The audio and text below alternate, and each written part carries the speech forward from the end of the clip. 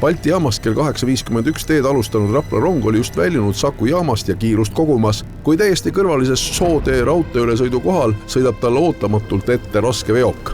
Kokkupõrge on nii tugev, et rebib veoki kabiini tükkideks ja paiskab rongi rööbastelt maha. Täna hommikul kella 9:10 ajal sõitis siin Saku aleviku lähedal Soo raudtee ülesõidu kohal rongi ette kaubik või veoauto. Selle õnnetuse tagajärjed on väga tõsised.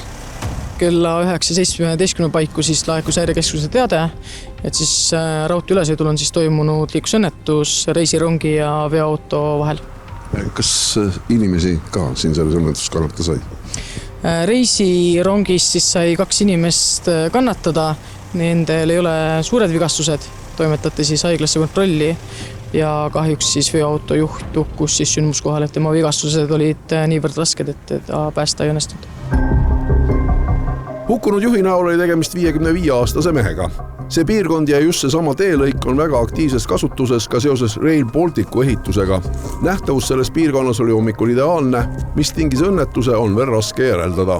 No kui palju siin seda rolli võis mängida selle õnnetusel ikkagi see, et on tegemist reguleerimata ilma foorideta ülesõidukohaga, on päike praegu ikkagi suhteliselt madal ja suhteliselt tere ja ka sellel ajal oli, et mis siin selle koha pealt on mingisuguseid selgitusi võimalik lisada?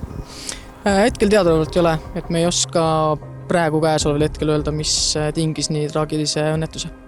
On vedurijuht suutnud midagi selgitada, et mida tema nägi kuulis? Me oleme vedurijuhiga vestelnud, aga antud juhul siin ma täiendav kommentaari enne.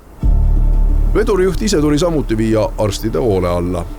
Rongijuht pääses niimoodi, et on praeguseks ära viidud siit sündmuskohalt ja ei olnud olulisi vigastusi. Kindlasti risk oli suur ja kabiini välimuse järgi on näha, et oleks võinud minna halvemini.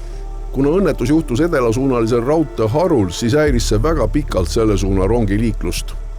Kõigepealt tahame paluda reisijatel kannatust, et selline mõju ühel olulisel raudteeharul mõjutab tegelikult kogu rongiringlust Eestis.